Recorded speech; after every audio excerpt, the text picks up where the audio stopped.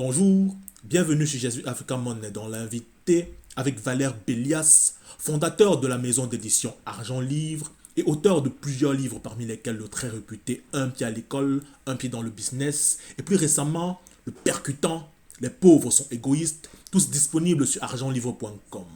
Je me suis posé la question de savoir qu'est-ce que j'ai que je peux vendre qui peut me permettre de gagner de l'argent pour donner une opportunité à mon rêve de se réaliser. Et cette question, elle a l'air banale, mais pourtant c'est là qu'il y a toute la clé.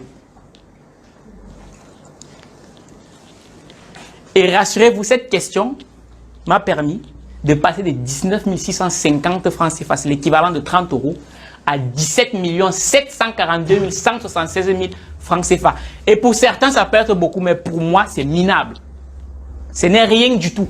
Ce n'est même pas l'argent de baigner, parce que notre vision est beaucoup plus grande que ça. Avant, j'avais quelques réticences à dire que je vais devenir multimilliardaire. Mais aujourd'hui, j'assume. C'est que moi, je vais devenir multimilliardaire. Parce que les milliards, ce n'est pas pour les animaux, c'est pour les hommes avec grand H. Si on construit les jets privés, les gens partent sur la Lune. Mais pourquoi on ne peut pas? Mais pour faire ça, il faut l'argent. Et l'argent reste un moyen pour pouvoir réaliser un certain nombre de choses. Une fois qu'on a compris ça, on arrête d'avoir des réticences à vouloir gagner beaucoup d'argent. Excessivement d'argent, extrêmement d'argent. Mais déjà, il faut comprendre ce que c'est que l'argent et comprendre ce que l'argent nous permet de faire. C'est pour ça que j'ai beaucoup aimé le livre de Rolly Kentash, parce qu'à un moment, il dit l'argent, c'est un catalyseur de bonheur. L'argent te permet d'accentuer ton impact que tu as sur le monde. Si vous n'avez pas d'argent, ceux qui ont l'argent, on vous dit que vous allez fonctionner. C'est clair, net et précis. L'argent, c'est quoi? C'est le pouvoir. Le pouvoir apporte quoi? Le contrôle. Le contrôle apporte quoi? L'influence. C'est celui qui a l'argent qui va te dire comment tu vas t'habiller. Moi, j'ai travaillé à McDo. Et on me disait comment je dois m'habiller. C'était impossible de draguer dans cette tenue-là. Mais bon, c'est celui qui a l'argent qui te dit comment tu vas t'habiller. C'est lui qui te dit quand est-ce que tu vas venir travailler. Et comme ça ne suffisait pas, c'est lui aussi qui te dit quand est-ce que tu peux prendre tes congés. Et combien de temps ça va durer. Parce qu'il a quoi? Le jet. Il a le pouvoir. Il a les dos. C'est de ça qu'il s'agit. On parle d'argent. Donc, et ça, c'est un chiffre d'affaires qu'on a réalisé en moins de 10 mois. Le monde dans lequel on vit, c'est que vous dire peut-être vous choquer, mais je ne suis pas désolé, comme dit souvent Claudel. Le Dieu dans notre monde, c'est l'argent. Prenez ça comme vous voulez, mais le Dieu dans notre monde, c'est l'argent. Tous les jours, quand tu te lèves, si dans tes petits, tu sens que tu n'as pas d'argent, c'est le stress. Tu es stressé, ça ne va pas. Tu deviens tachycarde, tu commences à avoir des maladies bizarres. Vous croyez que c'est quoi? C'est le manque d'argent. Donc il faut vous battre pour que l'argent cesse d'être un problème dans votre vie. Donc, vous pouvez avoir d'autres problèmes. Mais il faut plus que l'argent soit un problème. Moi, c'est mon combat. Moi, je disais à ma mère récemment que tant que tu ne montes pas dans un jet privé, je ne vais pas m'arrêter de travailler. Je lui ai dit ça. Et ça, ce sont mes challenges. Donc, moi, je suis étudiant en médecine, je suis étudiant en 5e année de médecine. Et quand je dis que je fais mon business, enfin, on me dit, mais toi, tu dis que tu es étudiant en médecine. Parce que c'est avec tout ce que ça comporte, étudiant en médecine en France, sans vouloir me vanter, quand même, c'est que tu as quand même, voilà, tu as un bon niveau. En France, quand même, ce sont des études qui ont quand même une très belle réputation. À chaque fois que j'arrive devant les gens, quand même, je dis, bon, au départ, quand tu parles, voilà, on va pas se mentir. En France, il y a encore des gens qui pensent que les Noirs ne sont bons qu'à danser, à faire de la musique et à faire du sport. Heureusement, ils ne sont pas tous, mais il y en a encore. J'arrive comme ça, je me présente et tout, machin, truc. Dès que je dis que je suis étudiant en médecine, les gens enlèvent la tête. Hein? Voilà. Bon. C'est bien, mais j'ai compris parce qu'avant d'être médecin, je me disais que non, dès que je vais être médecin, je vais gagner beaucoup d'argent. Mon premier jour de stage, j'arrive, je me rends compte que les médecins que j'idolâtrais presque se plaignent des problèmes d'argent. Je me dis comment? Ça commence à travailler dans ma tête. Après, quand je passe en 3e année de médecine, je vais en stage au Cameroun, c'était en 2019. Et je me rends compte qu'en fait, c'est pas qu'on manque de médecins. C'est qu'on manque d'argent pour les payer. Et c'est là que je me rends compte que bon, si je suis juste un médecin, en fait, je vais devenir juste un pion. Je deviens juste un maillon du système. Et donc, en tant que médecin, juste, mon apport, ça sera peut-être important, mais ça ne sera pas pertinent.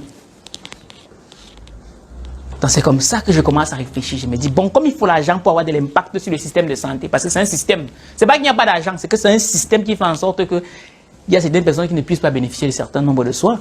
Parce que vous ne savez, peut-être vous ne savez pas, mais il y a la médecine à 2 vitesses. Il y a la médecine pour ceux qui sont là comme nous, comme ça, ouais, vous avez des soins. Mais il y a la médecine pour ceux qui ont beaucoup plus d'argent. Par exemple, un sportif professionnel qui se blesse, double fracture, tibia péroné, maintenant on dit plus péroné, on dit fibula. Vous allez vous rendre compte que lui, il va se rétablir beaucoup plus vite que vous. Pourquoi? Parce qu'il y a une médecine sportive adaptée aux moyens qu'ils ont. Toi, tu fais une fracture, tu as au moins 2 mois, tu t'amuses même, il y a récidive. C'est pour ça qu'il faut l'argent. L'argent ne fait pas le bonheur, c'est vrai, mais le manque d'argent ne fait pas le bonheur non plus. Donc, cherchons l'argent.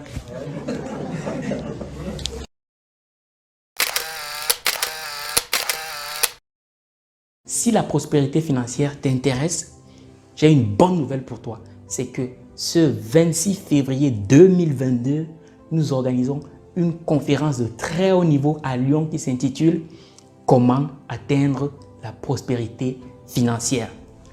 Ma personne, il y a des événements qui transforment une vie. Donc n'hésite pas à venir ce 26 février à Lyon au Concept Awani Store pour venir transformer totalement la tienne. L'une des plus grosses erreurs que commet la grande majorité des gens, c'est de penser que pour résoudre tous leurs problèmes d'argent, il faut absolument qu'ils gagnent beaucoup plus d'argent. C'est d'ailleurs ce qui explique le fait qu'il y en a qui, lorsqu'ils ne sont pas satisfaits du salaire qu'ils reçoivent dans leur job, soit ils décident d'aller voir le boss pour avoir une augmentation de salaire, ou alors ils décident de changer totalement de boulot et les plus radicaux décident de retourner à l'école histoire d'acquérir de nouvelles compétences pour pouvoir avoir une promotion dans leur job. Sauf que plus l'argent qu'ils gagnent augmente, plus leurs besoins eux aussi augmentent. Du coup, ils auront beau gagner 10 fois, 20 fois, 100 fois plus, ils ont toujours des problèmes d'argent. Ceci démontre une seule chose, c'est que l'argent ne résout pas les problèmes d'argent. La seule chose qui résout les problèmes d'argent une bonne fois pour toutes, c'est une bonne intelligence financière. Je m'appelle Valère Bélias, le chercheur d'argent. Je suis le fondateur de Argent Livre, une plateforme qui compte à ce jour plus de 160 000 membres. Et au sein de cette plateforme-là, je partage avec les différents adhérents des informations et des outils ultra stratégiques qui leur permettent d'asseoir des bases solides en ce qui concerne l'intelligence financière. Cette intelligence financière-là qui leur permet de se mettre sur la voie de la prospérité financière.